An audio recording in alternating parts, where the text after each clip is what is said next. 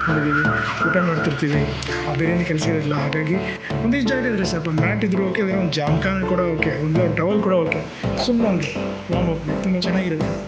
So ಕೆಲಸದಲ್ಲಿ ನಾನು workout ಮಾಡ್ತಿದ್ದೀನಿ, ನನ್ನ ನಗಿ ಗುರು ಅಂತ ವಿನಯ್ ರಾಜ್ಕುಮಾರ್ ಅವ್ರ ಜೊತೆಗೆ ಮಾಡ್ತಾಯಿರ್ತೀನಿ.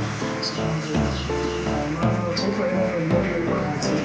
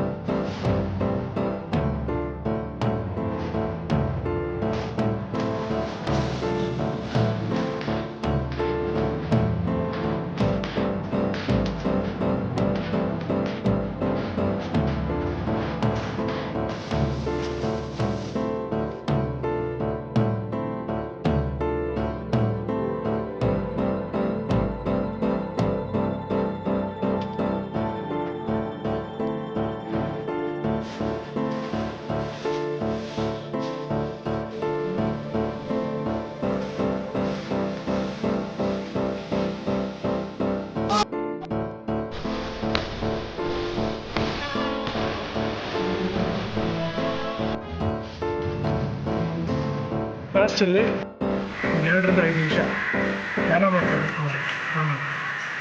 ಒಳ್ಳೆಯದು, ಫಿಟ್ಟಾಗಿದೆ. All the best. ಎಲ್ಲರೂ ಫಿಟ್ ಆಗಿರಿ. All the best.